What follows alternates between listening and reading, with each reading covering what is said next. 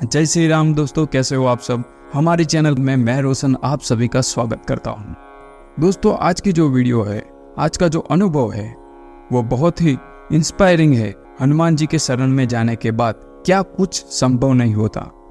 कई लोग तो अपने संकट समय में डिप्रेशन में जाकर अपने जीवन को खत्म करने तक के बारे में सोच लेते हैं। यह वीडियो उन सभी के लिए संजीवनी का काम करेगी, तो इस वीडियो को ध्यान से देखिएगा और समझिएगा। मैं अपना नाम गुप्त रखना चाहता हूँ। मेरे ऊपर भी हनुमान जी की कई बार कृपा हुई है, और अगर सारी बताने जाऊंगा तो वीडियो बहुत ज़्यादा बड़ी हो जाएगी। उनमें से कुछ महत्वपूर्ण अनुभव आपसे शेयर करना चाहता हूँ। मैं एक आध्यात्मिक परिवार से हूँ और मेरे माता पिता हमेशा से ही पूजा पाठ में बहुत विश्वास रखते हैं। और जब मैं 10 से 11 साल का था, तब से मैं हर सोमवार के दिन भगवान शिव के दर्शन करने जाता था और बचपन से ही पूजा पाठ में रुचि रखता था। जीवन बीतता गया और जीवन में एक के बाद एक परेशानी आती गई, जो खत्म होने का नाम ही नहीं ले रही थी।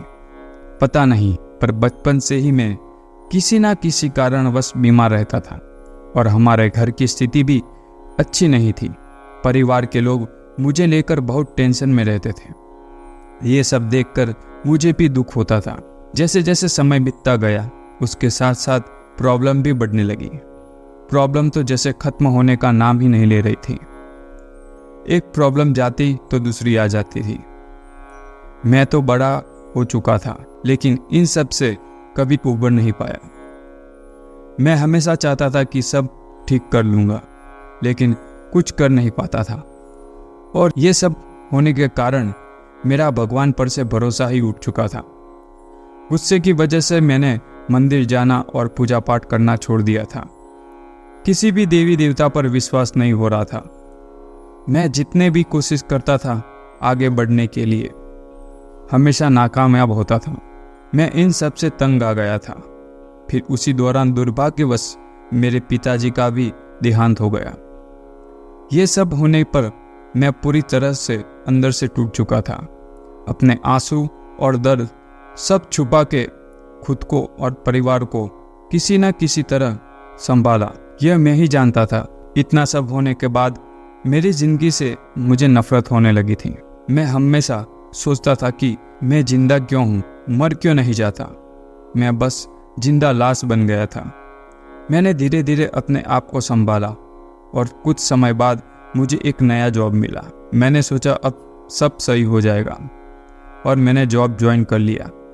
जॉब ज्वाइन करने के करीब 6 महीने बाद जिस शॉप पर मैं काम करता था, उस शॉप के प्रोप्राइटर ने कुछ गलत डिसीजन ले ली और मैंने उससे कई बार कहा था कि तुम जो कर रहे हो वो गलत है, क्योंकि मुझे उस काम में 10 साल का एक्सपीरियंस था।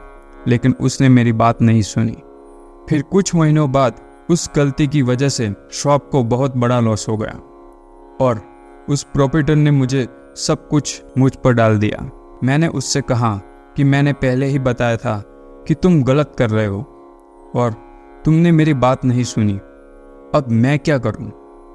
मैंने उससे बहुत समझाने की कोशिश की, पर वो खुद की गलती मानने को तैयार नहीं था।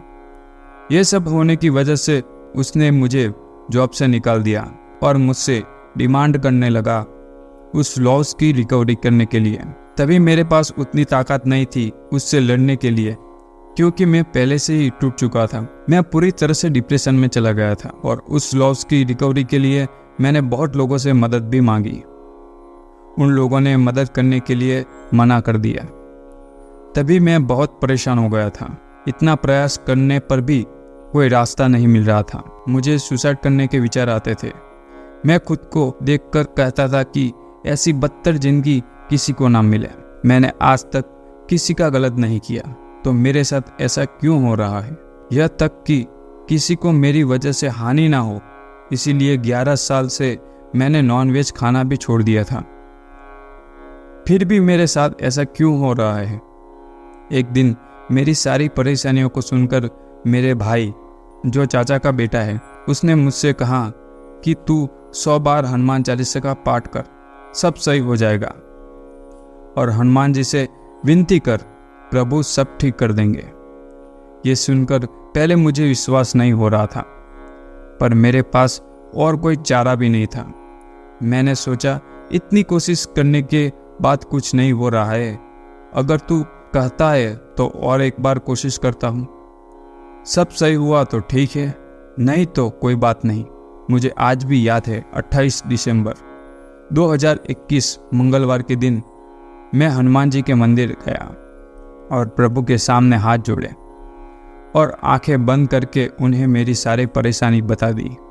प्रभु के सामने मेरी आंखों से आंसू आ गए।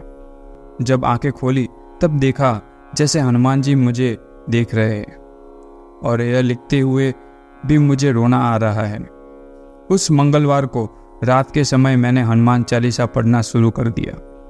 मैं पहली बार हनुमान चालीसा का पाठ कर रहा था, इसीलिए उच्चारण में थोड़ी भूल हो रही थी और ज़्यादा लेट होने के कारण मुझे नींद भी आ रही थी।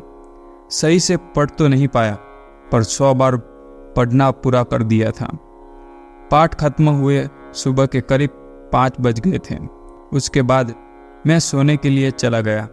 4 घंटे सोने के बाद मैं जो शॉप पर जॉब करता था वहाँ गया प्रोपराइटर से मिलने। आप यकीन नहीं करोगे, मेरा इतना बड़ा प्रॉब्लम ऐसे सॉल्व हो गया जैसे कुछ हुआ ही नहीं। जो इंसान अपनी गलती को मानने को तैयार नहीं था और जिसने अपने लॉस के लिए मुझे जिम्मेदार ठहराया था, वो आसानी से कैसे माना, उस बात पर आज तक मुझे यकीन नहीं हो रहा। आप ही बताए, यह हमारे हनुमान जी की कृपा नहीं तो क्या है। और तभी मेरे पास जॉब नहीं था, 1 महीने से घर पर ही था।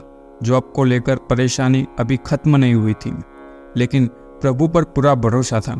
अगले मंगलवार 4 जनवरी 2022 की रात को फिर से मैंने 100 बार हनुमान चालीसा का पाठ किया। उसके ठीक 2 दिन बाद यानी 6 जनवरी 2022 को मुझे एक कॉल आया कि तुम्हें जॉब चाहिए था ना, अगर ज्वाइन करना चाहते हो तो ऑफिस में आकर मिलो। यहाँ मैं आपको एक बात बता दूं कि 2 दिन पहले उस ऑफिस में मैं जॉब के लिए गया था और उन्होंने मना करके कह दिया था कि फिलहाल काम नहीं है, जब ज़रूरत होगी तो बता देंगे। चालीसा पढ़ने के 2 दिन बाद ही उस ऑफिस से कॉल आया जॉब के लिए। प्रभु की शरण में जाने के बाद धीरे धीरे मेरे बंद रास्ते खुलने लगे। फिर मैं उस ऑफिस में गया बात करने के लिए। उस दिन मेरी ज्वाइनिंग भी हो गई और मैंने ड्यूटी भी की। और ड्यूटी खत्म होने के बाद मैं सीधा मेरे प्रभु के मंदिर गया और पुरानी जॉब वाली प्रॉब्लम का सॉल्व होना और नई जॉब मिलना दोनों के लिए प्रभु को दिल से धन्यवाद किया। उसके बाद हनुमान जी के दिन ब दिन मैं वीडियो देखता रहा और मुझे बहुत अच्छा लगने लगा। प्रभु पर मेरा विश्वास और ज़्यादा बढ़ गया। मैं ही मूर्ख था जो प्रभु की महिमा को नहीं समझ पाया था। अब हर मंगलवार और शनिवार को प्रभु के दर्शन करने के लिए जाता हूँ और प्रतिदिन हनुमान चालीसा और बजरंग बाण का पाठ भी करता हूँ। मुझे प्रभु की शरण में आए ज़्यादा दिन नहीं हुए हैं, लेकिन मेरे प्रभु इतने दयालु हैं कि मेरी थोड़ी सी भक्ति देखकर उन्होंने मुझे संकट से बाहर निकाला। कई बार प्रभु ने मुझे सपने में दर्शन दिए हैं और कभी मंदिर में तो कभी ध्यान करते हुए। एक बार तो प्रभु श्री राम को गले लगते हुए देखा है।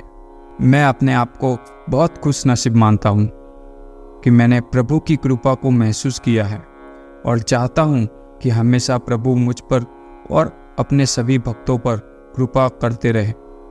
मैं प्रभु से एक ही चीज़ मांगता हूँ कि मेरे विश्वास को टूटने मत देना, और भी मनोकामना पूर्ण होने पर आपसे वो अनुभव भी शेयर करूँगा।